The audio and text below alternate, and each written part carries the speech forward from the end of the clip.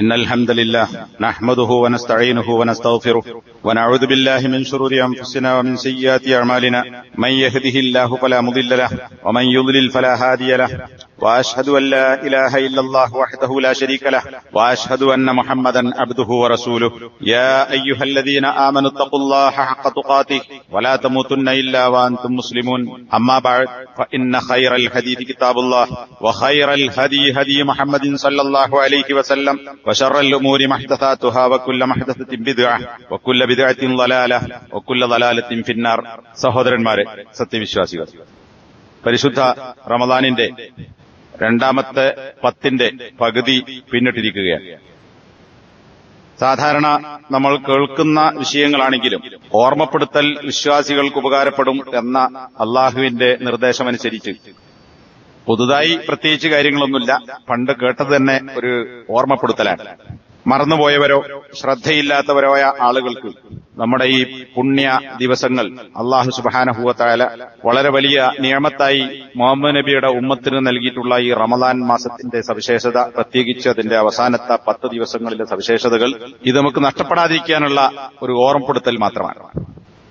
മൂന്നാമത്തെ 10ലേക്ക് പ്രവേശിക്കുമ്പോഴാണ് ഇതിന്റെ ലൈലത്തുൽ ഖദർ എന്ന് പറയുന്ന നിർണയത്തിന്റെ അല്ലെങ്കിൽ മഹത്വത്തിന്റെ 2 നിലക്കുള്ള ആശയങ്ങളും അതിനുണ്ട്. ആ ഒരു രാത്രി കടന്നു വരുന്നത് ഈ അവസാനത്തെ 10ലാണ്. ഇത് അന്വേഷിച്ചു പിടിക്കണമെന്ന് നബി സല്ലല്ലാഹു അലൈഹി വസല്ലമ നമ്മോട് നിർദ്ദേശിച്ചതായി കാണാം. ഇമാം മുസ്ലിം ഉദ്ധരിച്ച ആയിഷ റളിയല്ലാഹു അൻഹ റിപ്പോർട്ട് ചെയ്യുന്ന ഒരു ഹദീസിൽ തഹറൗ ലൈലത്തുൽ ഖദർ ഫിൽ അശ്റിൽ അവാഖിരി മിൻ റമളാൻ, റമളാനിലെ അവസാനത്തെ 10 ദിവസങ്ങളിൽ നിങ്ങൾ ലൈലത്തുൽ ഖദറിനെ തഹറൗ അന്വേഷിക്കുക. അന്വേഷണം എന്ന് പറഞ്ഞാൽ അതിന് പണ്ഡിതന്മാർ നൽകിയിട്ടുള്ള വിശദീകരണം എങ്ങനെയാണ് അന്വേഷിക്കേണ്ടത്? അൽ ഖസ്ദു വൽ ഇജ്തിഹാദു ഫി ത്വലബ് വൽ അസ്മു അലാ തഖ്സീസ് ശൈഇ ബിൽ ഫിഅലി വൽ ഖൗൽ. തഹറ അതിന്റെ മസ്ദറായ തഹരി എന്ന് പറഞ്ഞാൽ ഉദ്ദേശവും ആ ഉദ്ദേശിച്ച കാര്യത്തെ അന്വേഷിച്ച് പിടിക്കുന്നതിൽ പരിശ്രമം നടത്തുകയും ഒരു വാക്കോ അല്ലെങ്കിൽ ഒരു പ്രവൃത്തിയോ കൊണ്ട് ഒരു കാര്യത്തെ പ്രത്യേകിച്ച് ഉദ്ദേശിച്ച് തീരുമാനിക്കുക എന്നീ അർത്ഥങ്ങളിലാണ് തഹരി എന്ന വാക്ക് ഉപയോഗിക്കപ്പെടുന്നത്. അപ്പോ വെറുതെ ലൈലത്തുൽ ഖദർ ഉണ്ട് എന്ന് മനസ്സിലാക്കിയാൽ പോരാ, ആ കാര്യത്തെ ഉദ്ദേശിച്ച് അത് അന്വേഷിച്ച് ലഭിക്കാൻ വേണ്ടിയുള്ള പരിശ്രമങ്ങൾ നടത്തണം. അപ്പൊ ലൈലത്തുൽ ഖദർ ഉണ്ട്, അത് റമദാന്റെ അവസാനത്തെ 10ലാണ് എന്ന് നമുക്കറിയാം. ആ അറിവ് മാത്രം പോരാ, അത് നമുക്ക് കിട്ടണം എന്ന നിശ്ചയത്തോടുകൂടി ഉദ്ദേശത്തോടുകൂടി പരിശ്രമം നടത്താനാണ് നബി സല്ലല്ലാഹു അലൈഹി വസല്ലമ ഈ ഹദീസിലൂടെ നമ്മെ ബോധ്യപ്പെടുത്തിയിട്ടുള്ളത്. ഇനി ലൈലത്തുൽ ഖദർ എന്ന് പറയുമ്പോൾ അതിന് 2 ആശയതലങ്ങളുണ്ട് എന്ന് നേരത്തെ ഞാൻ സൂചിപ്പിക്കുകയുണ്ടായി. ഷെയ്ഖ് മുഹമ്മദ് ബിൻ സാലിഹ് അൽ ഉസൈമീൻ അദ്ദേഹത്തിന്റെ റിയാദുസ് സാലിഹീൻ എന്ന് പറയുന്ന ഹദീസ് ഗ്രന്ഥത്തിന്റെ ഷർഹ്, എല്ലാ പള്ളികളിലും വീടുകളിലും ഒക്കെ ഉണ്ടാകുന്ന ഹദീസ് ഗ്രന്ഥമാണ് റിയാദുസ് സാലിഹീൻ. കേൾക്കാത്ത ആളുകളുണ്ടാവും. അതിന് വളരെ ബൃഹത്തായ 1000-ലധികം പേജുകളുള്ള ഒരു വിശദീകരണം ഷെയ്ഖ് ഉസൈമീന്റേതായി നമുക്ക് കാണാൻ പറ്റും. അതിൽ അദ്ദേഹം ഇതിനെ വിശദീകരിച്ചുകൊണ്ട് പറയുന്നത് ഇതിന് 2 വ്യാഖ്യാനമുണ്ട് അല്ലെങ്കിൽ ആശയമുണ്ട്. ഒന്ന്, മനുഷ്യപുത്രന്റെ പ്രവർത്തനങ്ങൾ ഒരു വർഷത്തിൽ തീരുമാനിക്കപ്പെടുന്ന ദിവസമാണ് ലൈലത്തുൽ ഖദർ. അതാണ് നിർണയത്തിന്റെ ദിവസം, നിർണയത്തിന്റെ രാവ് എന്ന് പറയുന്നത്. ആരാ നിർണയിക്കുന്നത്? നമ്മളല്ല. നമ്മൾ നിർണയിച്ചതുപോലെ ഉദ്ദേശിച്ചതുപോലെ നമ്മുടെ മിക്ക കാര്യങ്ങളും നടക്കൂല. അതൊക്കെ നമ്മുടെ ജീവിതത്തിൽ തന്നെ നമുക്ക് അനുഭവിക്കുന്നതും ബോധ്യപ്പെടുന്നതും ഒക്കെ ആയ കാര്യങ്ങളാണ്. അപ്പൊ പിന്നെ ആരാ നിർണയിക്കുന്നത്? സൃഷ്ടാവായ അല്ലാഹു സുബ്ഹാനഹു വ തആല ഒരു മനുഷ്യന്റെ ഒരു വർഷത്തേക്കുള്ള കാര്യങ്ങൾ നിർണയിക്കുന്ന ദിവസമാകുന്നു ലൈലത്തുൽ ഖദർ. അപ്പോ അതിന്റെ മുമ്പൊരു തീരുമാനമല്ലേ ഉണ്ട്. ഈ പ്രപഞ്ചം സൃഷ്ടിക്കുന്നതിന് മുമ്പ് തന്നെ കാര്യങ്ങൾ എല്ലാം അള്ളാഹു നിർണയിക്കുകയും പേനയോട് എഴുതാൻ പറയുകയും ലോകാവസാനം വരെയുള്ള കാര്യങ്ങൾ മുഴുവൻ ആ പേന അള്ളാഹുവിന്റെ കൽപ്പനയനുസരിച്ച് എഴുതി രേഖപ്പെടുത്തുകയും ചെയ്തിട്ടുണ്ട്. ഇത് ഖുർആനിൽ നിന്നും ഹദീസിൽ നിന്നും മനസ്സിലാക്കാൻ പറ്റുന്ന കാര്യമാണ്. എന്നാൽ അതിന് പുറമെ വീണ്ടും ഒരു നിർണയം ഓരോ വർഷവും നടന്നുകൊണ്ടിരിക്കുന്നു എന്നതാണ് ഖുർആനും ഹദീസും പഠിപ്പിക്കുന്നത്. സൂറത്തു ദുഹാനിലെ 3 മുതൽ 5 വരെയുള്ള ആയത്തുകൾ നേരത്തെ പലപ്പോഴും നമ്മൾ കേട്ടിട്ടുണ്ടാവും. ആ സൂറത്തിലെ ഈ ആയത്തുകളിൽ അള്ളാഹു പറയുന്നത് ഇന്നാ അൻസൽനാഹു ഫീ ലൈലത്തി മുബാറക, തീർച്ചയായും വിശുദ്ധ ഖുർആനിനെ മുബാറക്കായ അനുഗ്രഹീതമായ ഒരു രാത്രിയിൽ നാം അവതരിപ്പിച്ചിരിക്കുന്നു. ഇന്നാ കുന്നാ മുന്തിരീൻ, നാം തീർച്ചയായും താക്കീത് നൽകുന്നവരുമാകുന്നു. ഫീഹാ യുഫ്റഖു കുല്ലു അംരിൻ ഹകീം, യുക്തിപൂർണമായ എല്ലാ കാര്യങ്ങളും ആ രാത്രിയിൽ വേർതിരിക്കപ്പെടുന്നു. അപ്പോ യുഫ്രഖ് കുല്ലു അംരി, എല്ലാ കാര്യങ്ങളും വേർതിരിക്കപ്പെടുന്നത് ആ രാത്രിയിലാണ് എന്നതിനെയാണ് ഹദീസിന്റെയും മറ്റും അടിസ്ഥാനത്തിൽ പണ്ഡിതന്മാർ വിശദീകരിച്ചിട്ടുള്ളത്. അവിടെ യുഫ്രഖ് എന്ന് പറഞ്ഞാൽ യുഫസ്വൽ വയുബയ്യൻ, നിർണയിക്കപ്പെടുകയും അല്ലെങ്കിൽ തീരുമാനിക്കപ്പെടുകയും വിശദീകരിക്കപ്പെടുകയും ചെയ്യുന്നു എന്നതാണ്. അപ്പൊ മുമ്പ് അള്ളാഹു രേഖപ്പെടുത്തിയ തീരുമാനത്തിന്റെ ഒരു രണ്ടാമത്തെ ഒരു തീരുമാനം അല്ലെങ്കിൽ അതൊന്നുകൂടി തീരുമാനിക്കുക എന്നതാണ് ഇതിൽ നടക്കുന്നത്. അപ്പൊ ആ ദിവസത്തിൽ ഇതിനെ തെറ്റായി വ്യാഖ്യാനിച്ചുകൊണ്ടാണ് ബറാത്ത് രാവ് എന്ന് പറഞ്ഞിട്ട് ഈ ആയത്ത് തെളിവാക്കിയിട്ടാണ് നമ്മുടെ നാട്ടിലുള്ള ഈ കുബൂരികളായ ആളുകൾ അന്ന് നിർണയത്തിന്റെ രാവാണ് എന്ന് പറഞ്ഞിട്ട് ഇസ്ലാം പഠിപ്പിക്കാത്ത കാര്യങ്ങളൊക്കെ ചെയ്തുവിട്ടുന്നത്. പക്ഷെ ഇവിടെ ഖുർആൻ ഇറക്കിയത് ഈ രാത്രിയിലാണ് എന്ന് പറയുമ്പോൾ അത് റമദാനിലെ ലൈലത്തുൽ ഖദറാണ്. ഇനി മഹത്വത്തിന്റെ രാവ് എന്ന് പറയാൻ കാരണം നമ്മൾ സാധാരണ കേൾക്കുന്ന ഇന്ന അൻസൽനാഹു ഫീ ലൈലത്തുൽ ഖദർ, അവിടെ ഖദർ എന്ന് പറഞ്ഞാൽ മഹത്വം എന്നാണ്, മഹത്വത്തിന്റെ രാത്രിയാണ്. അപ്പൊ രണ്ടർത്ഥങ്ങളുണ്ട്. ഒന്ന്, അള്ളാഹു കാര്യങ്ങൾ തീരുമാനിക്കുന്ന നിശ്ചയിക്കുന്ന ദിവസം, മനുഷ്യന്റെ കാര്യങ്ങളൊക്കെ തീരുമാനിക്കുന്ന ദിവസം. പിന്നെ മഹത്വമുള്ള ദിവസം. രണ്ട് നിലക്കും മുസ്ലിങ്ങളെ സംബന്ധിച്ചിടത്തോളം ഇത് പ്രധാനപ്പെട്ട ഒരു ദിവസമാണ്. എന്താണ് ഈ മഹത്വം? അത് ഖുർആൻ തന്നെ പറഞ്ഞു, ലൈലത്തുൽ ഖദ്രി ഖൈറും മിൻ അൽഫി ഷഹർ, 1000 മാസങ്ങളെക്കാൾ ഈ ഒരു രാവ് ഉത്തമമാകുന്നു. അപ്പൊ 1000 മാസത്തെ എന്നല്ല, 1000 മാസത്തേക്കാൾ. അതിന്റെ കാൾ തന്നെ എത്രയെന്നുള്ള നമുക്കറിയില്ല, ഏറ്റവും കുറവതാണ് 1000 മാസം അല്ലെങ്കിൽ 1000 മാസത്തേക്കാൾ മഹത്വമേറിയ ഒരു രാവ്. ഇനി അതെന്നൊക്കെയാണ്, ഇന്ന ദിവസമാണ് എന്ന് കൃത്യമായി പ്രസ്താവിക്കപ്പെട്ടിട്ടില്ല. നബി സല്ലല്ലാഹു അലൈഹി വസല്ലം പഠിപ്പിച്ചു തന്നിട്ടില്ല. അതിനുള്ള കാരണം എന്താ? എല്ലാ ദിവസവും ആ 10 ദിവസങ്ങളിലും മനുഷ്യൻ ഇത് അന്വേഷിക്കട്ടെ. അങ്ങനെ അന്വേഷിക്കുന്ന ആളുകൾക്ക്, അതിൽ ആത്മാർത്ഥമായി ശ്രമിക്കുന്ന ആളുകൾക്ക് എന്ത് കിട്ടും? ആ ഒരു ദിവസം ലഭിക്കും. അങ്ങനെ അന്വേഷിച്ച് പിടിക്കാനാണ് ഏത് ദിവസമാണ് എന്ന് കൃത്യമായി നബി സല്ലല്ലാഹു അലൈഹി വസല്ലമ പഠിപ്പിച്ചു തരാതിരുന്നത്. അത് നബിക്ക് തന്നെ മറപ്പിക്കപ്പെട്ടു എന്ന് ചില ഹദീസുകളിൽ കാണാം. അതുകൊണ്ട് തന്നെ ഒറ്റ രാവുകളിലാകാം, ഇരട്ട രാവിലുമാകാം എന്ന് ഹദീസുകൾ പരിശോധിച്ചാൽ നമുക്ക് മനസ്സിലാക്കാം. നമ്മളൊക്കെ പലപ്പോഴും ഭൂരിഭാഗം ആളുകൾ മനസ്സിലാക്കിയിട്ടുള്ളത് ഒറ്റയിട്ട രാവുകളിൽ. അപ്പൊ 21, 23, 25, 27, 29 ദിവസങ്ങളിലാണ്. അപ്പൊ അന്ന് മാത്രം തറാവീഹ് നിസ്കരിച്ചാൽ മതി, അന്ന് മാത്രം കുറച്ച് ഖുർആൻ ഓതിയാൽ മതി, അന്ന് മാത്രം പള്ളിയിൽ പോയാൽ മതി എന്നതാണ്. അങ്ങനെയല്ല. മറിച്ച് ഇമാം ബുഖാരി 2021 നമ്പറായി ഉദ്ധരിച്ചിട്ടുള്ള ഹദീസിൽ ഇബ്നു അബ്ബാസ് റളിയല്ലാഹു അൻഹുമ പറയുന്നത് കാണാം. നബി സല്ലല്ലാഹു അലൈഹി വസല്ലം പറഞ്ഞു, ഇൽതമിസുഹാ ഫിൽ അശ്രിൽ അവാഖിരി ഫീ റമളാൻ മിൻ റമളാൻ ലൈലത്തുൽ ഖദ്ർ. നേരത്തെ പറഞ്ഞ ഹദീസിന്റെ അതേ വാക്ക്. എന്നിട്ട് പറയാൻ, ഫീ താസിഅത്തിൻ തബ്ഖാ ഫീ സാബിഅത്തിൻ തബ്ഖാ ഫീ ഖാമിസത്തിൻ തബ്ഖാ. 9ാമത്തെ ദിവസം ബാക്കിയാകുമ്പോൾ, 7ാമത്തെ ദിവസം ബാക്കിയാകുമ്പോൾ, ദിവസമല്ല രാത്രി, 5ാമത്തെ രാത്രി ബാക്കിയാകുമ്പോൾ. അപ്പോ 21 ഒരു മാസം 30 ഉണ്ട് വിചാരിക്കാം. അവിടെ നിന്ന് അവസാനത്തിൽ നിന്ന് ഇങ്ങോട്ടാണ്, ഒരു മാസത്തിന്റെ അവസാനത്തിൽ നിന്ന് ഇങ്ങോട്ട് എണ്ണാണ്. എന്നിട്ട് മാസം തീരാൻ ഇനി 9 ദിവസം ബാക്കിയുള്ള, 9 രാത്രി ബാക്കിയുള്ളപ്പോൾ. 9 രാത്രി ബാക്കിയുള്ളപ്പോൾ എന്ന് പറയണമെങ്കിൽ 30 ദിവസം ഉണ്ടെങ്കിൽ 21 കഴിഞ്ഞാൽ പിന്നെ അടുത്ത രാവ് ഏതാ?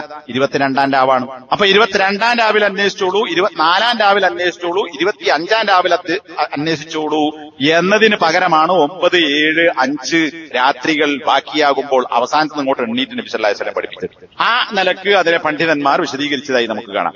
ഇനി ഇതല്ലാതെ മറ്റൊരു നിലക്ക് ഒറ്റയിട്ട രാവുകളിൽ വരുന്ന രീതിയിലും അതിന് വ്യാഖ്യാനങ്ങൾ. അപ്പൊ 29 ദിവസമാണ്, 29 ഉള്ളെങ്കിൽ 29 ദിവസം ബാക്കിയാന്ന് പറഞ്ഞപ്പോ 21ാമത്തെ രാവ് വരും. 21 പിന്നെ 29 ബാക്കിയുള്ളൂ, 29ാമത്തെ രാവ്. അങ്ങനെയും അതിനെ വ്യാഖ്യാനിച്ചവനെ കാണാം. ഇനി വേറെ ഒരു ഹദീസിൽ അബൂ സഈദ് അൽ ഖുദ്രി റളിയല്ലാഹു അൻഹു ഉദ്ധരിക്കുന്ന ഹദീസ്, അബൂ നളറ എന്ന് പറയുന്ന താബിയാണ് ഈ ഹദീസ് അദ്ദേഹത്തിൽ ഉദ്ധരിക്കുന്നത്. അതിൽ അബൂ സഈദ് അൽ ഖുദ്രി റളിയല്ലാഹു അൻഹു പറയാണ്, നബി സല്ലല്ലാഹു അലൈഹി വസല്ലം പറഞ്ഞതായി പറയുന്നു, അല്ലയോ മനുഷ്യരെ, ഇന്നഹാ കാനത്ത് ഉബീനത്തിൽ ലൈലത്തുൽ ഖദർ, ലൈലത്തുൽ ഖദർ എന്നാണ് എന്ന് എനിക്ക് വ്യക്തമാക്കപ്പെട്ടിരുന്നു. പിന്നെ ആ കാര്യം നിങ്ങൾക്ക് പറഞ്ഞു തരാൻ വേണ്ടി ഞാൻ നിങ്ങളടുക്കിലേക്ക് വന്നപ്പോൾ 2 ആളുകൾ യഹ്തഖാനി, ചില റിപ്പോർട്ടിൽ യഹ്തസിമാനി എന്നും കാണാം, 2 ആളുകൾ തർക്കിച്ചുകൊണ്ടിരിക്കുന്നു. എന്നാൽ ഓരോരുത്തരെയും ഹക്കിന് വേണ്ടി വാദിക്കുക, എന്റേതാണ് ശരി, എന്റേതാണ് ശരി, 2 ആള് പറയാ, അല്ല തർക്കം നടന്നത്. അല്ലെങ്കിൽ ഞാൻ പറഞ്ഞതാണ് ശരി, ഞാൻ ചെയ്തതാണ് ശരി, അല്ലെങ്കിൽ എന്റെ വാദമാണ് ശരി. അതാണല്ലോ, അതാണ് യഹ്തഖാനി, ഹക്കിന് വേണ്ടി ന്യായം നടത്തുക.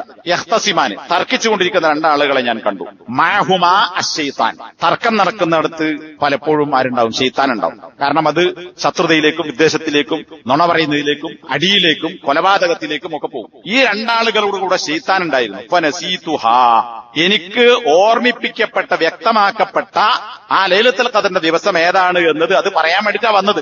പക്ഷെ ഈ അടികൂടുകയും അടിക്കുന്ന ആളുകളുടെ ശൈത്താനെ കാണുകയും ചെയ്തപ്പോൾ എനിക്കത് മറപ്പിക്കപ്പെട്ടു. ഫനുസീതുഹാ, എനിക്കത് മറപ്പിക്കപ്പെട്ടു. അതുകൊണ്ട് ഫൽതമിസുഹാ ഫിൽ അശ്രിൽ അവാഖിർ. അപ്പൊ ഇനി പറയാൻ ഓർമ്മല്ല. അള്ളാഹു ഓർമ്മിപ്പിച്ചു കൊടുത്തത് അള്ളാഹ് തന്നെ മറപ്പിച്ചു കളഞ്ഞു. അതിനൊരു ഹിക്മത്തുണ്ടോ? ആ ഹിക്മത്താ നേരത്തെ പറഞ്ഞത്. ഒരു ദിവസം മാത്രം ലൈലത്തുൽ ഖദ്ർ 27 എന്ന് പറഞ്ഞാൽ നമ്മൾ അന്നൊക്കെ പള്ളിയിൽ തന്നെ ഉണ്ടാവും. അപ്പൊ അങ്ങനെ ചുളുവിൽ വേണ്ട, അധ്വാനിക്കുക, പരിശ്രമിക്കുക, തേടിപ്പിടിക്കുക. അതുകൊണ്ട് നബി പറഞ്ഞു അവസാനത്തെ 10 ദിവസത്തിൽ അന്വേഷിച്ചോളൂ. എന്നിട്ട് പറഞ്ഞു ഇൽതമിസുഹാ ഫിത്താസിയ വസ്സാബിയ വൽ ഖാമിസ. മുകളിൽ പറഞ്ഞ ഹദീസിന്റെ അതേ പ്രയോഗം 9ാമത്തെ 7ാമത്തെ 5ാമത്തെ രാത്രി ബാക്കിയാകുമ്പോൾ. അപ്പൊ ഈ ഹദീസ് കേൾക്കുന്ന താബിയായ അബു നളറ എന്ന് പറയുന്ന പണ്ഡിതൻ അല്ലെങ്കിൽ താബിഈ, അദ്ദേഹം അബൂ സഈദ് അൽ ഖുദ്രിയോട് റിപ്പോർട്ട് ചെയ്യുന്ന സഹാബിയോട് ചോദിച്ചു, നിങ്ങൾക്കാണ് ഞങ്ങളെക്കാൾ ഏറ്റവും കണക്കറിയുക എന്ന് ഞങ്ങൾക്കറിയാം, അതുകൊണ്ട് നിങ്ങൾ ഈ എണ്ണം ഏതാണ് എന്നൊന്ന് പറഞ്ഞു തരണം. അപ്പൊ അബൂ സഈദ് അൽ ഖുദ്രി പറഞ്ഞു, നഹ്നു അഹഖു ബിദാലിക മിൻകും. ശരി, നിങ്ങളെക്കാൾ ഈ കാര്യം പറയാൻ ഞാനാണ് ഏറ്റവും അർഹൻ. കാരണം എന്താ? നബിയിൽ നിന്ന് കേട്ട ആളാണ്. അപ്പൊ അതിന്റെ വിശദീകരണം എന്താണ്, വ്യാഖ്യാനം എന്താണ് എന്നൊക്കെ എനിക്കറിയാം. അപ്പോ ഈ അബു നളറ വീണ്ടും ചോദിച്ചു, എന്താണ് ഈ 9ാമത്തത് 7ാമത്തത് 5ാമത്തെ രാത്രികൾ എന്ന് പറഞ്ഞാൽ എന്താണ്?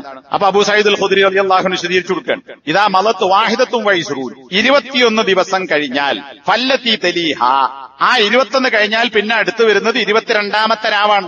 ഇസ്നത്തൈനി വൈസ്റൂൻ വഹിയ താസിഅ, ആ 22ാം രാവിനെയാണ് 9ാമത്തെ രാത്രി എന്ന് പറഞ്ഞത്. അപ്പൊ ഇത് പണ്ഡിതന്മാരുടെ വ്യാഖ്യാനമല്ല, നബിയിൽ നിന്ന് ഹദീസ് കേട്ട സഹാബി തന്നെ വിശദീകരിക്കുകയാണ്. 9ാമത്തെ ദിവസം 9ാമത്തെ രാത്രി ബാക്കിയാകുമ്പോൾ എന്ന് പറയുമ്പോൾ 21ന്റെ പകല് കഴിഞ്ഞു.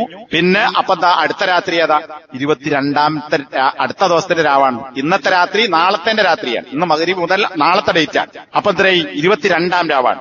ഇതേപോലെ ഇതാ മദത്ത് സലാസും വൈസ്റൂൻ, 23 നോമ്പ് കഴിഞ്ഞാൽ പിന്നെ അടുത്ത രാവ് അത് 24ന്റെ രാവാണ്. 24ാം രാവാണ്, ഒറ്റ രാവല്ല. അതാണ് 7ാമത്തെ രാത്രി എന്ന് പറഞ്ഞത്. 25 നോമ്പ് കഴിഞ്ഞാൽ പിന്നെ വരുന്നത് 26ാം രാവാണ്. അതാണ് 5 ദിവസം കഴിഞ്ഞാൽ എന്ന് പറഞ്ഞത്. ഇത് അബൂ സഈദ് അൽ ഖുദ്രി നൽകിയിട്ടുള്ള വിശദീകരണമാണ്. അപ്പോ ഒറ്റയിട്ട രാവുകളിൽ അന്വേഷിക്കുക എന്നും ഹദീസുണ്ട്. ഇരട്ട എന്ന് വരുന്ന രീതിയിലും അത് സഹാബികൾ വിശദീകരിച്ചതും ഇതുപോലുള്ള ഹദീസുകളിൽ നമുക്ക് കാണാൻ പറ്റും. അപ്പോ ഒറ്റരാവിൽ മാത്രമാണ് എന്ന് ആരും പ്രതീക്ഷിച്ചിരിക്കേണ്ടതില്ല. മറിച്ച് അവസാനത്തെ 10 മുഴുവൻ നബി അങ്ങനെയാണല്ലോ, അഹിയൽ ലൈല കുല്ല. നബി സല്ലല്ലാഹു അലൈഹി വസല്ലം ജീവിതത്തിൽ രാത്രി മുഴുവൻ ഉറക്കമൊഴിച്ച് ഇബാദത്തിന് വേണ്ടി ചെലവഴിച്ചിട്ടുണ്ടെങ്കിൽ അത് റമളാനിൻ അവസാനത്തെ 10 മാത്രമാണ്. അറഫാ ദിവസം ഹജ്ജ് കഴിഞ്ഞ് അറഫയിൽ നിന്ന് തിരിച്ചു വന്ന് മുസ്ദലിഫയിൽ താമസിക്കുന്ന ദിവസം പോലും നബി സല്ലല്ലാഹു അലൈഹി വസല്ലം ഇശാ നിസ്കാരം നിർവഹിച്ചിട്ട് സുബ്ഹ് വരെ കിടന്നുറങ്ങിയതാണ്. അവിടെ ഇശാന്റെ സുന്നത്ത് നിസ്കരിച്ചിട്ടില്ല, കാരണം യാത്രയാണ്, കസറാക്കുന്ന നിസ്കാരമാണ്. പിന്നെ അവിടെ റവാത്തിബില്ല. രാത്രി നമസ്കാരം ഖിയാമുൽ ലൈൽ അതുപോലും നമസ്കരിച്ചു എന്ന് ഹദീസിൽ എവിടെയും കാണാൻ പറ്റില്ല. നബി സുബ്ഹ് വരെ കിടന്നുറങ്ങിയതാണ്. നല്ല പുണ്യമുള്ള ദിവസമല്ലേ. അപ്പോ നബി അല്ലാത്ത ദിവസങ്ങളിൽ നബി രാത്രി ഉറക്കമൊഴിക്കുന്നുണ്ടെങ്കിൽ അത് എപ്പോഴാ? കുറച്ച് സമയം നിസ്കരിക്കും, പിന്നെ ഉറങ്ങും, അല്ലെങ്കിൽ കുറച്ചുറങ്ങും, പിന്നെ എണീറ്റ് നിസ്കരിക്കും. രാത്രി മുഴുവൻ ഉറക്കമൊഴിച്ച് ഇബാദത്തിന് വേണ്ടി ചെലവഴിച്ചത് ഈ അവസാനത്തെ 10. അപ്പൊ ആ 10 ദിവസം മുഴുവൻ നബി പോലും ഒറ്റ രാവുകളെന്നോ 27 അങ്ങനെ കണക്കാക്കിയിട്ട് ഒരു ദിവസം മാത്രം പ്രത്യേകമായി ഇബാദത്ത് ചെയ്തിട്ടില്ല. നബി സല്ലല്ലാഹു അലൈഹി വസല്ലം 10 ദിവസവും ജീവനുള്ളതാക്കി മാറ്റി എന്നതാണ്. ഇനി 10 ദിവസത്തിൽ തന്നെ അവസാനത്തെ 7 ദിവസം, റമദാനിന്റെ അവസാനത്തെ 10 അവസാനത്തെ 7 ദിവസം, അതായത് 3 ദിവസം കഴിച്ചു, 3 കഴിഞ്ഞാൽ പിന്നെ 4 മുതൽ അങ്ങോട്ട് 7 ദിവസം. ഇനി 29 22 കഴിഞ്ഞാൽ 23 ദിവസം വരും. 23 മുതൽ അങ്ങോട്ട് വരും. അപ്പൊ ഒരു വർഷത്തിൽ ഒരു മാസം 29 ആകാം, 30 ആകാം. അത് ആദ്യം മനസ്സിലാവുമോ? ഇല്ല, മാസം തീരുമ്പോഴേ മനസ്സിലാവുള്ളൂ. അപ്പൊ 23 മുതൽ അങ്ങോട്ടുള്ള 7 ദിവസമാകാം. 29 ദിവസമാണെങ്കിൽ 30 ദിവസം ഉണ്ടെങ്കിൽ 23 മുതൽ അങ്ങോട്ടുള്ള 7 ദിവസമാകാം. അപ്പോ നബി സല്ലല്ലാഹു അലൈഹി വസല്ലം ഒരു ഹദീസിൽ കാണാം, നിങ്ങൾ ഫിസ് സബഇൽ അവാഖിരി, റമളാനിന്റെ അവസാനത്തെ 10 അവസാനത്തെ 7 ദിവസങ്ങളിൽ നിങ്ങൾ ലൈലത്തുൽ ഖദ്റിനെ അന്വേഷിക്കുക എന്ന്, ആ ദിവസങ്ങളിലാണ് എന്ന് എനിക്ക് കാണിക്കപ്പെട്ടിരിക്കുന്നു എന്ന് ഞാൻ വിചാരിക്കുന്നു എന്ന് പറഞ്ഞുകൊണ്ട് നബി സല്ലല്ലാഹു അലൈഹി വസല്ലം പറഞ്ഞത് കാണാം. എന്നിട്ട് ആ ദിവസങ്ങളിൽ ആർക്ക് ഈ ലൈലത്തുൽ ഖദ്ർ യോജിച്ചു വരുന്നുവോ, അല്ലെങ്കിൽ അവൻ ആർക്ക് ഈ ദിവസം കിട്ടുന്നുവോ, ഫമൻ കാന മുതഹർരിഹാ ഫൽയതഹറഹാ ഫിസ്സബഇൽ അവാഖിർ, അങ്ങനെ ജീവിച്ചിരിക്കാൻ ആരോഗ്യത്തോടുകൂടി ഒരാൾ ഉണ്ടാകുന്നുവെങ്കിൽ അവൻ റമളാനിന്റെ അവസാനത്തെ 7 ദിവസങ്ങളിൽ അന്വേഷിച്ചുകൊള്ളു. ഇത് മുത്തഫഖൻ അലൈഹിയായ ബുഖാരി മുസ്ലിം ഉദ്ധരിച്ച ഹദീസാണ്. അപ്പൊ എന്തായി, ഈ അവസാനത്തെ 7 ദിവസങ്ങൾക്ക് കൂടുതൽ പ്രത്യേകതയുണ്ട് എന്ന് നബി സല്ലല്ലാഹു അലൈഹി വസല്ലം, അല്ലെങ്കിൽ കൂടുതൽ ലൈലത്തുൽ ഖദ്റിന് സാധ്യതയുള്ളതാണ്. അപ്പോഴും ബാക്കി 3 ദിവസം ഒഴിവാകുന്നില്ല. കാരണം മറ്റേ ഹദീസിൽ 10 ദിവസം എന്ന് പറഞ്ഞിട്ടുണ്ട്, അവസാനത്തെ 10 എന്ന് പറഞ്ഞിട്ടുണ്ട്. എന്നാൽ കൂടുതൽ സാധ്യത അവസാനത്തെ 7 ദിവസങ്ങളിലാണ് എന്ന് നബി സല്ലല്ലാഹു അലൈഹി വസല്ലം ഉണർത്തി. അപ്പൊ ഇതൊക്കെ വെച്ചുകൊണ്ട് ഒറ്റയിട്ട രാവുകളിൽ ആവുക എന്നത് ഏറെ സാധ്യതയുണ്ട്. ഒറ്റയിട്ട രാവുകളിലാണെങ്കിൽ അതിലേറ്റവും സാധ്യതയുള്ളത് 27ാം രാവിനാണ്. ഇനി ഇരട്ട രാവുകളിലും ആകാൻ സാധ്യതയുണ്ട് എന്ന് എന്നുള്ളത് മുകളിൽ പറഞ്ഞ ഹദീസുകൾ മനസ്സിലാക്കി ചുരുക്കി പറഞ്ഞാൽ 10 ദിവസവും അധ്വാനിക്കണം. ആ 10 ദിവസവും അധ്വാനിച്ചവനെ ലൈലത്തുൽ ഖദർ കിട്ടുകയുള്ളൂ. ഇപ്പൊ നോക്കൂ, നമ്മുടെ നാട്ടിലൊക്കെ ഈ ഖുബൂരികളുടെ പള്ളികളിലും അല്ലെങ്കിൽ മുജാഹിദ് സലഫി എന്നൊക്കെ പറഞ്ഞ ആളുകൾ പള്ളിയിലും 27-ന് ആളുകൾ തടിച്ചുകൂടും. ഹറമിൽ പോലും നമുക്ക് കാണാം, ഹറമിൽ കൂടുതൽ ആളുകൾ, സാധാരണത്തെക്കാൾ കൂടുതൽ ആൾ പങ്കെടുക്കുന്നത് 27-ാം രാവിനാണ്. സാധാരണ ഉള്ളതിനേക്കാൾ കൂടുതൽ നീണ്ട കുനൂത്തുണ്ടാകുന്നത് 27-ാം രാവിനാണ്. അങ്ങനെ 27-നാണെന്ന് ആരോ പറഞ്ഞിട്ടുണ്ടോ? നബിക്ക് പോലും മനസ്സിലായിട്ടില്ല. അള്ള മറപ്പിച്ചു എന്നാണ്. നബിക്ക് മറപ്പിക്കപ്പെട്ടു, സാധ്യത ഉണ്ട്. അപ്പോ എല്ലാ ദിവസവും ഒരുപോലെ ഇബാദത്തുകൾ കൊണ്ട് ധന്യമാക്കുക അവസാനത്തെ 10 ദിവസങ്ങൾ എന്നതാണ്. ഇനി മാത്രമല്ല, പണ്ഡിതന്മാർ പറഞ്ഞത് കാണാം, ഇത് എന്നും ഒരേ ദിവസത്തിലാകാം എന്ന് പറഞ്ഞാൽ ഒറ്റയിട്ട രാവിലാകാം, അല്ലെങ്കിൽ ഇരട്ട രാവിലാകാം എന്നും മനസ്സിലാക്കാൻ പറ്റില്ല. ലാക്കിൻ ഹിയ തതനഖൽ ഫിൽ അശ്ർ, അവസാനത്തെ 10-ൽ ഇത് മാറാം. ഒരു വർഷം ഒരു തീയതി ദിവസത്തിലുണ്ടാകുന്ന ലൈലത്തുൽ ഖദർ ആകണമെന്നില്ല, അതേ തീയതിക്ക് ആകണമെന്നില്ല അടുത്ത വർഷത്തെ ലൈലത്തുൽ ഖദർ എന്ന് അഭിപ്രായപ്പെട്ട പണ്ഡിതന്മാരുമുണ്ട്. ലൈസത്ത് ലൈല മുഅയ്യന ദായിമൻ. അപ്പൊ ലൈലത്തുൽ ഖദർ എന്ന് പറയുന്നത് എന്നും നിർണിതമായ ഒരു ദിവസത്തിൽ മാത്രം സംഭവിക്കുന്നതല്ല. ഇതൊക്കെ പണ്ഡിതന്മാരുടെ അഭിപ്രായങ്ങൾ, എന്റെ അഭിപ്രായമല്ല. അപ്പൊ ഈ കാര്യങ്ങളൊക്കെ നമ്മൾ മനസ്സിലാക്കിക്കൊണ്ട് 10 ദിവസവും അവസാനത്തെ 10 ദിവസവും പരിപൂർണമായി ഇതിനെ ഉപയോഗപ്പെടുത്താൻ വേണ്ടി നമ്മൾ ശ്രമിക്കുക എന്നതാണ്. പിന്നെ ആയത്തിൽ പറഞ്ഞ 1000 മാസത്തേക്കാൾ ഉത്തമം, 1000 മാസം എന്ന് പറഞ്ഞത് 1000 ഹരിക്കണം 12. 1000 മാസത്തെ 12 മാസം കൊണ്ട് ഹരിച്ചാൽ 83.33 കിട്ടും. അതായത് 83 കൊല്ലവും പിന്നെ ഒരു കൊല്ലത്തിന്റെ 1/3. കാലിനേക്കാൾ കൂടുതൽ, കാലിന്റെ അരന്റെ അടക്കം 83.33. അത്ര വർഷത്തേക്കാൾ. അപ്പൊ ശരാശരി ഒരു മുസ്ലിമിന്റെ ആയുസ് എത്ര? മുസ്ലിം അല്ല, ഒരു മനുഷ്യൻ മുഹമ്മദ് നബിന്റെ ഉമ്മത്തിന്റെ ആയുസ് എത്ര? നബി സല്ലല്ലാഹു അലൈഹി വസല്ലം മാമൈന സിത്തീന വസബഈൻ, 60-നും 70-നും അടക്കാണ് ശരാശരി വയസ്സ്. 60-ന്റെയും 70-ന്റെയും ശരാശരി വയസ്സ് നമ്മൾ എടുക്കുക. അതിന് അതിന്റെ അങ്ങേയറ്റം തന്നെ കൂട്ടുക, 70 തന്നെ കൂട്ടിയാലും ഒരു 70 കൊല്ലം നമ്മൾ ജീവിച്ചിരിക്കുന്നു എന്ന് വിചാരിക്കുക. 70 വർഷം നമ്മൾ ജീവിച്ചിരിക്കുകയും, ജീവിച്ചാൽ മാത്രം പോരാ, 70 കൊല്ലം 24 മണിക്കൂറും ഇബാദത്തിൽ ഏർപ്പെടുകയും ചെയ്താൽ അവിടെ നിന്നില്ല. അതിനേക്കാൾ പിന്നെ എത്ര ബാക്കിയുണ്ട്? 13.33 ബാക്കിയുണ്ട്. 13 വയസ്സും ചില്ലറയും ബാക്കിയുണ്ട്. അത്ര കൂടി. അപ്പൊ 83.33 വർഷം മുഴുവൻ, ഒരു മിനിറ്റും ഒരു സെക്കൻഡും വ്യത്യാസമില്ലാതെ മുഴുവൻ ഇബാദത്തെടുത്താൽ ഒരാൾക്ക് കിട്ടാവുന്ന പ്രതിഫലം എന്താണോ ആ ഒരു പ്രതിഫലം ഈ ഒരൊറ്റ രാത്രി കൊണ്ട് കിട്ടും. അങ്ങനെ നമ്മൾ കണക്കൂട്ടിയതിന്റെ മഹത്വം മനസ്സിലുള്ളൂ. ഒരു ദിവസത്തിന്റെ പ്രത്യേകത പറയുന്നത്. ആ ഒരു ദിവസത്തെ എന്താ പ്രത്യേകത? വെറുതെ ജീവിക്കുക എന്നുള്ളതല്ല. ആ ഒരു ദിവസത്തിൽ നമ്മൾ ചെയ്യുന്ന ഇബാദത്ത് കൊണ്ട് നേടാൻ കഴിയുന്നത് 83.33 വർഷങ്ങൾ ഇബാദത്തെടുത്താൽ കിട്ടുന്നതിനേക്കാൾ മെച്ചപ്പെട്ട പ്രതിഫലമാകുന്നു. ഈ ഒരു അനുഗ്രഹം മുഹമ്മദ് നബിന്റെ ഉമ്മത്തിന് മുമ്പ് അങ്ങനെയല്ല. അന്ന് നോമ്പുണ്ട്, പക്ഷെ റമദാൻ മാസത്തിലല്ല നോമ്പ്. റമദാനിൽ നോമ്പാക്കി എന്തിനാ? മുസ്ലിം ഉമ്മത്തിന്, മുഹമ്മദ് നബിന്റെ ഉമ്മത്തിന്. ആ മാസത്തിലാണ് ഖുർആൻ ഇറങ്ങിയത്. അപ്പൊ റമദാനിൽ നോമ്പ് എന്ന് പറയുന്നത് മുമ്പില്ല, ഉണ്ടോന്ന് വ്യക്തമല്ല. ചില ഹദീസുകൾ അങ്ങനെയുണ്ട്. തൗറാത്ത് ഇഞ്ചിലൊക്കെ ഇറക്കപ്പെട്ടത് ഖുർആൻ പോലെ തന്നെ റമദാനിലാണ് എന്ന് പറയുന്ന ഹദീസുണ്ട്. ആ ഹദീസ് ദുർബലമാണ് എന്ന് ചില പണ്ഡിതന്മാർ വിശദീകരിച്ചതും കാണാം. അപ്പൊ നമുക്ക് ഉറപ്പുള്ളത് എടുക്കാം, റമദാൻ നോമ്പ് ഇറങ്ങിയതുകൊണ്ട് റമദാൻ നിശ്ചയിക്കപ്പെട്ടു. നോമ്പ് ഇറങ്ങിയത് മാത്രമല്ല, റമദാനിൽ ഖുർആൻ ഇറങ്ങിയത് മാത്രമല്ല, ആ മാസത്തിൽ നോമ്പ് നിശ്ചയിക്കപ്പെട്ടു, ലൈലത്തുൽ ഖദർ എന്നൊരു ദിവസം നിശ്ചയിക്കപ്പെട്ടു. ഇത് മുസ്ലിം ഉമ്മത്തിന് മാത്രം കിട്ടിയ ഒരു ആനുകൂല്യമാണ്. മുഹമ്മദ് നബിന്റെ ഉമ്മത്തിന് മുമ്പ് ആർക്കും ഈ ലൈലത്തുൽ ഖദറിന്റെ പ്രത്യേകത കിട്ടിയിട്ടില്ല. അപ്പൊ അല്ലാഹു സുബ്ഹാനഹു വ തആല മറ്റാർക്കും കൊടുക്കാത്ത മുസ്ലിം ഉമ്മത്തിന് പരലോകത്തും അല്ലാഹു നൽകുന്ന ചില സവിശേഷതകളുണ്ട്. അവസാനത്തെ കൂട്ടരാണെങ്കിലും ആദ്യം വിചാരണ നടന്ന് സ്വർഗത്തിലേക്കോ നരകത്തിലേക്കോ തീരുമാനിക്കപ്പെടുന്നു. സ്വർഗത്ത് പോകുന്നതും ആദ്യമാരാ? മുഹമ്മദ് നബിന്റെ ഉമ്മത്താണ്. ഏറ്റവും അവസാനത്തെ ടീമാണ് നമ്മൾ, മുഹമ്മദ് നബിന്റെ ഉമ്മത്ത്. പക്ഷേ സ്വർഗത്തിൽ ആദ്യം തീരുമാനിക്കപ്പെടുന്നത് മുഹമ്മദ് നബിന്റെ ഉമ്മത്താണ്. അതുപോലെ മുസ്ലിം ഉമ്മത്തിന് നൽകപ്പെട്ട ഒരു നിയമത്താണ് ഈ ലൈലത്തുൽ ഖദർ നമുക്ക് ലഭിച്ചു എന്ന് പറയുന്നത്. ഇനി നബി സല്ലല്ലാഹു അലൈഹി വസല്ലം നേരത്തെ പറഞ്ഞ 60-നും 70-നും ഇടക്ക് എന്ന് പറയുന്നത്, അതിന്റെ 60-70 ഇടക്ക് കൂട്ടിയത്ര 65 വയസ്സ്. 65 വയസ്സിന്റെ പ്രായപൂർത്തി എത്തുന്നത് വരെ 15 വയസ്സ്. 15ന്റെ മുമ്പ് പ്രായപൂർത്തി എത്താം. ഒരു പ്രായപൂർത്തിന്റെ അടയാളങ്ങളൊന്നും എത്താത്ത ഒരാളാണെങ്കിൽ അയാൾക്ക് ആണായാലും പെണ്ണായാലും ഇസ്ലാം നിശ്ചയിച്ചിട്ടുള്ള വയസ്സാണ് 15 വയസ്സ് പൂർത്തിയാവുക എന്ന് പറയുന്നത്. വേറെ അതിന്റെ അടയാളങ്ങളുണ്ട്. അതൊന്നും ഉണ്ടായിട്ടില്ലെങ്കിൽ 15 വയസ്സ് പൂർത്തിയായാൽ ഒരാൾക്ക് പ്രായപൂർത്തി എത്തിയെന്ന് കണക്കാക്കാം. അപ്പൊ ആ 15, അതിന്റെ മുമ്പുള്ള നമ്മൾ വിടുക, 15 വയസ്സ്. 65-ൽ നിന്ന് 15 കഴിച്ചാൽ ബാക്കി എത്ര ഉണ്ട്? 50 വർഷം. അപ്പൊ 65 വർഷം ജീവിക്കാവുന്ന ഒരാൾ പ്രായപൂർത്തി കഴിഞ്ഞാൽ പിന്നെ ജീവിക്കുന്നത് 50 വർഷമാണ്. ഈ 50 വർഷത്തിൽ ദിവസം ശരാശരി ജോലി 8 മണിക്കൂർ, 10 മണിക്കൂർ, 12 മണിക്കൂറൊക്കെ ജോലി ചെയ്യുന്ന ആൾക്കാരുണ്ട്. ചുരുങ്ങി നമ്മൾ 8 കൂട്ടുക, 8 മണിക്കൂർ ജോലി, 6-7 മണിക്കൂർ. ഇനി 6-7 മണിക്കൂർ പിന്നെ ഉറക്ക്, പിന്നെ വിശ്രമം, ഭക്ഷണം കഴിക്കൽ, ദിനചര്യകൾ, പിന്നെ പത്രം വായിക്കൽ, മൊബൈൽ നോക്കൽ, അല്ലെ? ഇതൊക്കെ എല്ലാം ചെയ്യണയാണല്ലോ, അല്ലെങ്കിൽ മിക്ക ആളുകളും. അതുകൊണ്ടാണ് ഈ പറഞ്ഞു. അങ്ങനെ യാത്രകൾ, പലതരത്തിലുള്ള സമയങ്ങളുണ്ടാവും. ഇതൊക്കെ ഒരു 10 ചുരുങ്ങിയത് 8 തൊട്ടും 16 കൂട്ടുക. അപ്പോ 24 മണിക്കൂറിൽ 16 മണിക്കൂറും കഴിഞ്ഞാൽ പിന്നെ എത്രയുള്ളത്? 8 മണിക്കൂറുണ്ട്. ഈ 8 മണിക്കൂർ ഇതേപോലെ 65 നിന്ന് 15 കിഴിച്ച് 50 വർഷം നമ്മൾ പ്രായപൂർത്തി കഴിഞ്ഞാൽ ജീവിക്കുന്ന 50 വർഷം, 50 വർഷത്തെ ഇതേപോലെ ഈ 8 മണിക്കൂർ ആക്കിയാൽ അവിടെ 65 വയസ്സ് വരെ ജീവിക്കുന്ന ഒരാൾ 16.33 16 വയസ്സും ചില്ലറയും അത്ര കാലമാണ് അയാളുടെ ജോലിയും അധ്വാനവും കഴിച്ചുള്ളത്. 8 മണിക്കൂർ നമ്മൾ ആരെങ്കിലും ഇബാദത്തുണ്ടോ? ഇല്ല. 5 വക്ത് നമ്മൾ പള്ളിയിൽ പോകണം വിചാരിക്കാം. വീട്ടിൽ നിന്ന് ഒതു കൊടുക്കുന്നു, പള്ളിയിൽ വരുന്നു, നമസ്കരിക്കുന്നു, സുന്നത്ത് വീട്ടിൽ നിന്നോ അല്ലെങ്കിൽ പള്ളിയിൽ നിന്നോ നമസ്കരിക്കുന്നു, ദിക്ർ ചെല്ലുന്നു, തിരിച്ചു പോകുന്നു. ഇങ്ങനെ 5 വക്തിനൊരാൾ പള്ളിയിൽ വന്ന് തിരിച്ചു പോവുക, ഒരു 1-2 പേജ് ദിവസം ഖുർആൻ ഓതുക, ഇതാണല്ലോ ഇപ്പോൾ ഒരാൾ സാധാരണ മനുഷ്യൻ ചെയ്യുന്ന ഇബാദത്ത് തന്നെ. ഇതിനപ്പുറത്തേക്ക് പോകുന്ന ആളുകൾ വളരെ കുറവാണ്.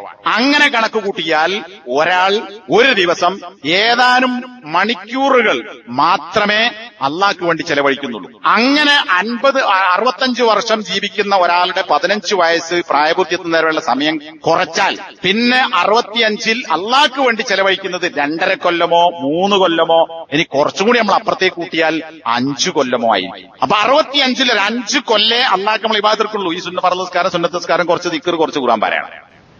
അങ്ങനെ വരുമ്പോ 1000 മാസത്തേക്കാൾ ഉത്തമമാണ് എന്ന് പറയുന്നത് നമ്മൾ ഇത്രയും കാലം ജീവിച്ച് ഈ പുണ്യം നമുക്ക് ലഭിക്കണമെങ്കിൽ എത്ര കാലം നമ്മൾ എത്ര ഇരട്ടി ജീവിക്കേണ്ടി വരും, അല്ലെങ്കിൽ എത്ര വർഷത്തെ ജീവിതമാണ് അല്ലാഹു സുബ്ഹാനഹു വ തആല നമുക്ക് നൽകുന്നത്. അത് 8 മണിക്കൂർ അല്ലാഹു നമ്മൾ ഇബാദത്ത് എടുക്കുന്നു എന്ന് കണക്ക് കൂട്ടിയാൽ തന്നെ 65 വർഷം ജീവിക്കുന്ന ഒരാൾ 5 ആയുസ് 325 കൊല്ലം ജീവിക്കുകയും അതിൽ 5 വർഷത്തിനിടക്ക് 65 വർഷം അദ്ദേഹത്തിന്റെ പ്രായപൂർത്തി എത്തുന്നവരെയുള്ള വയസ്സ്, അത് കഴിച്ചു വരുന്ന 280 വർഷം. ഈ 280 വർഷത്തിൽ 93.33 അത്ര വർഷം. അപ്പൊ 325 വർഷം ജീവിക്കുന്ന ഒരാൾ 8 മണിക്കൂർ ദിവസവും അല്ലാഹ് ഇബാദത്ത് എടുക്കുകയാണെങ്കിൽ 93 കൊല്ലവും ചില്ലറയും അല്ലാഹ് ഇബാദത്ത് എടുക്കുന്നു വരും. അത് നടക്കാത്ത കാര്യാട്ടോ, സംഭവിക്കില്ല, സംഭവിക്കാറില്ല. ചെയ്യുന്ന ആൾക്കാരുണ്ടാവും അപൂർവം ചില മനുഷ്യന്മാർ, അള്ളാഹിലേക്ക് അടുത്ത ഔലിയാക്കന്മാരായ ആൾ, സ്വാലിഹീങ്ങളായ ആൾ, മുത്തഖികളായ ആൾ.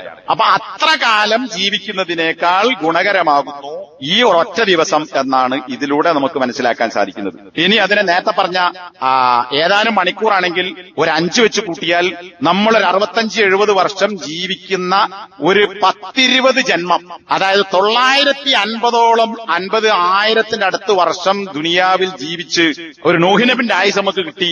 അത്ര കാലത്തിനൊക്കെ നമ്മൾ ഇത്ര ഇബാദത്ത് ചെയ്യുന്നുവോ, സാധാരണ ഇബാദത്ത്, അതിനേക്കാൾ ശ്രേഷ്ഠമായ കൂലി ഒരൊറ്റ ദിവസം കൊണ്ട് കിട്ടും. അപ്പോ നമ്മളിവിടെ മനസ്സിലാക്കേണ്ടത് ഇങ്ങനെയൊക്കെ തിരക്കുള്ള ദുനിയാവിനോട് താല്പര്യമുള്ള മനുഷ്യർക്ക് ഒരൊറ്റ ദിവസം അള്ളാഹു ഏർപ്പെടുത്തി നിങ്ങൾക്ക് 1000 ദിവസത്തേക്കാൾ മെച്ചപ്പെട്ട പ്രതിഫലം, മെച്ചം നിങ്ങൾക്ക് ഞാൻ നൽകാം, ഖൈർ നൽകാം എന്ന് അള്ളാഹു പറഞ്ഞിട്ട് ഇത് അന്വേഷിക്കാൻ നമ്മളിൽ എത്ര ആളുകൾ തയ്യാറാകുന്നു?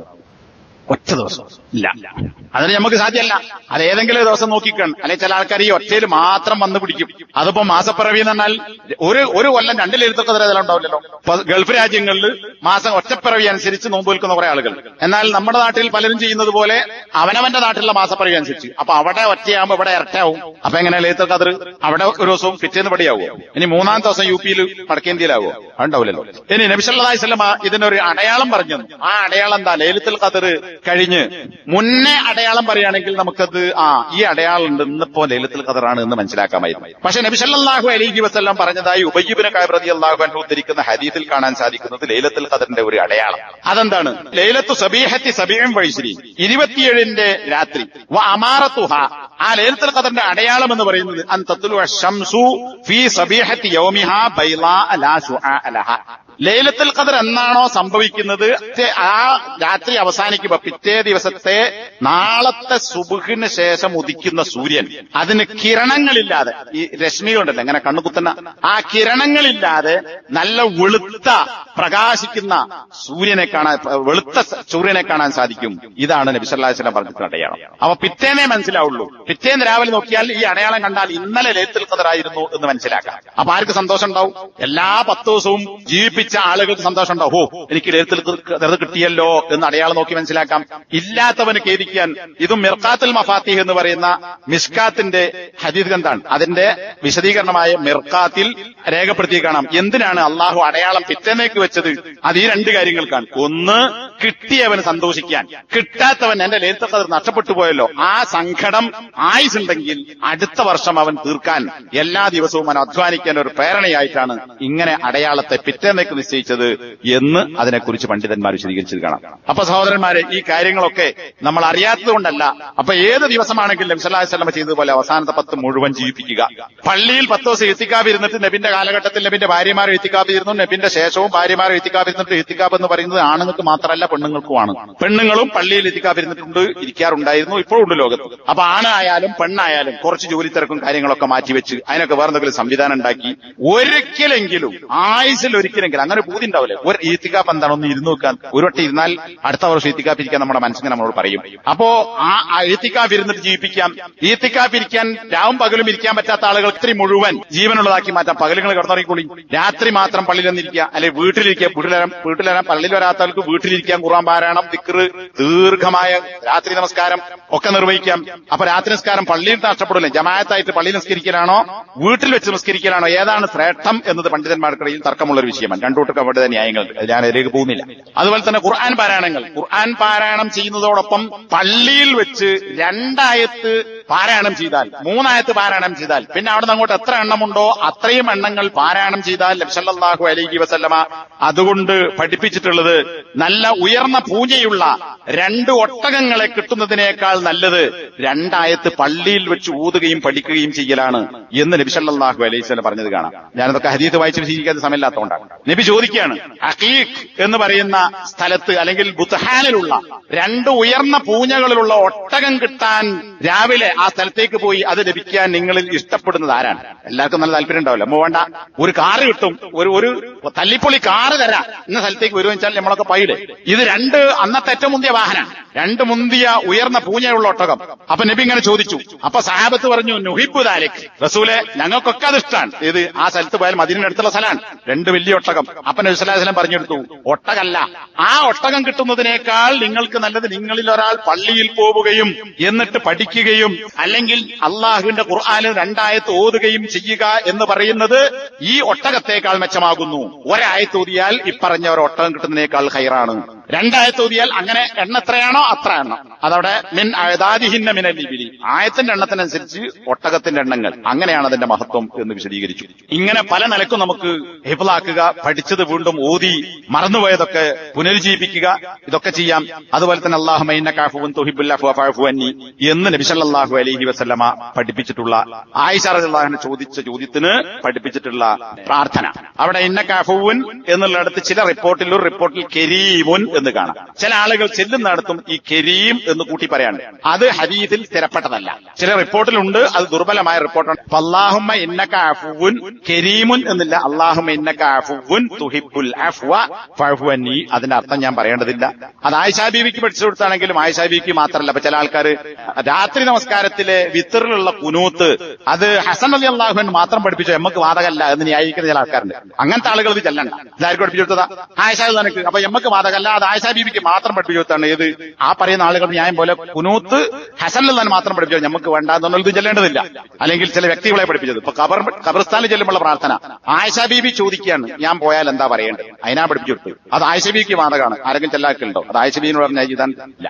മുസ്ലിംകളുടെ കൂട്ടത്തിൽ ഈ അടുത്ത കാലത്തായി ധാരാളമായി കണ്ടുവരുന്ന വളരെ സങ്കടകരമായ ഒരവസ്ഥയെ കുറിച്ച് സൂചിപ്പിക്കുകയാണ്. അതായത് റമദാനിൽ 1 മുതൽ അവസാനം വരെ നഗരങ്ങളിലും സിറ്റികളിലും മാത്രമല്ല ഗ്രാമപ്രദേശങ്ങളിൽ പോലും പ്രത്യേകമായ റമദാൻ മാർക്കറ്റുകൾ, ഫുഡ് കോർട്ടുകൾ, റമദാൻ ഫുഡ് കോർട്ടുകൾ. അത് സാധാരണ അങ്ങാടിയിൽ നടക്കുന്ന കച്ചവടമല്ല, അതുണ്ട്.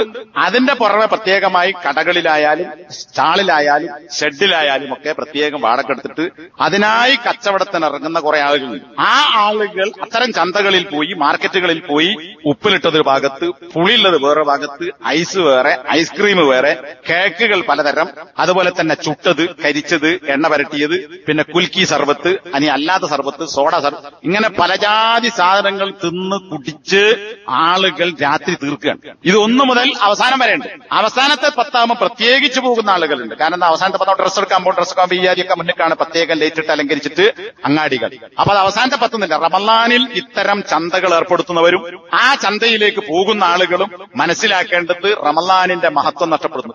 ഇത്ര വലിയ, നേരത്തെ ഞാൻ പറഞ്ഞ മുസ്ലിം ഉമ്മത്തിന് അള്ളാഹു നൽകിയിട്ടുള്ള നിയമത്തായ റമളാൻ മാസം, അതിന്റെ രാവുകളുടെ ശ്രേഷ്ഠത, രാത്രി അള്ളാഹു നരകത്തിൽ നിന്ന് ആളുകളെ ഓരോ രാത്രിയിലും മോചിപ്പിക്കുന്നു എന്നാണ്. ചോദിക്കൂ, തരാം, പൊറുക്കല്ലത്തോടൂ, പുറത്തു തരാം, ഇങ്ങനെ ചോദിച്ചുകൊണ്ടിരിക്കുകയാണ് അള്ളാഹു ആകാശത്ത് വെച്ച്. പക്ഷേ ചോദിക്കാൻ ആളില്ല, പുറത്തുതരണം അറിയാനില്ല. എങ്ങനെ സമയം കിട്ടുക? തൊള്ളറച്ച് ഐസ്ക്രീമും അതുപോലെ തന്നെ ഉപ്പിലിട്ടതും മധുരവും കേക്കും തിന്ന് നടക്കുമ്പോൾ സമയം ഉണ്ടാവും ഇല്ല. അപ്പൊ അത്തരം ആളുകൾ ഈ അങ്ങാടികളിലൂടെ നടന്നു തെണ്ടുന്നു. ഇത് മുസ്ലിം സമൂഹത്തിൽ വ്യാപിച്ചു വരുന്നു. ഭരണകൂടം അനുവദിച്ചത് 11 മണി എത്ര കട നടത്താൻ പാടുള്ളൂ എന്നാണ്. അതിനെ പൂട്ടിപ്പോണം. കച്ചവടം നടത്തുന്ന ആൾക്കാർ പറയാണ് 10-11 മണിക്ക് പൂട്ടാൻ നിർവാഹമല്ല. പ്രായം ചെന്ന വല്യന്മാര്, മക്കനട്ട വല്യന്മാരും ചുരിദാറും പാന്റും കൊടുത്ത യുവതികളും അങ്ങനെയുള്ള നടക്കല്. ചെറുപ്പക്കാര് churidar pant, jeans pant, T shirt.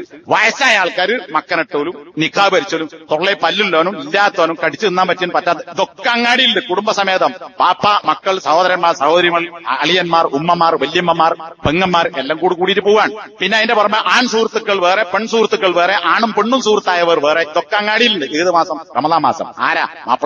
മാപ്പിളാരെന്നല്ല, സെലഫികളെന്നും മുജാഹിദുകളെന്നും പറയുന്നവരൊക്കെ പോകുന്നു. എന്നിട്ട് കടക്കാരന് പൂട്ടാൻ നിർവാഹമല്ല, 12 ആയി പോകുന്നു പൂട്ടാൻ. ആള് പോയി കിട്ടണ്ടേ? അപ്പൊ ഇത് ശൈത്താന്റെ കേന്ദ്രമാണ് എന്ന് നമ്മൾ മനസ്സിലാക്കണം. നബി സല്ലല്ലാഹു അലൈഹി വസല്ലമ അള്ളാഹുവിന് ഏറ്റവും ഇഷ്ടപ്പെട്ടത് അഹബ്ബുൽ ബിലാദിൽ അല്ലാഹി മസാജിദുഹ, അള്ളാഹ്ക്ക് ഏറ്റവും ഇഷ്ടം ഭൂമിയിൽ, നാടിൽ വെച്ച്, സ്ഥലങ്ങളിൽ വെച്ച് ഏറ്റവും ഇഷ്ടത് പള്ളികളാണ്.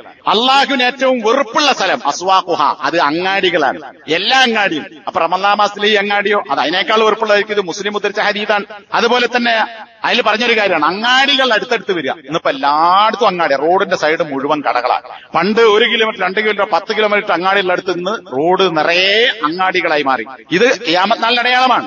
അതുപോലെ തന്നെ നബി സല്ലല്ലാഹു അലൈഹി വസല്ലം പറഞ്ഞു, വലാ സഖാബിൻ ഫിൽ അസ്വാഖ്.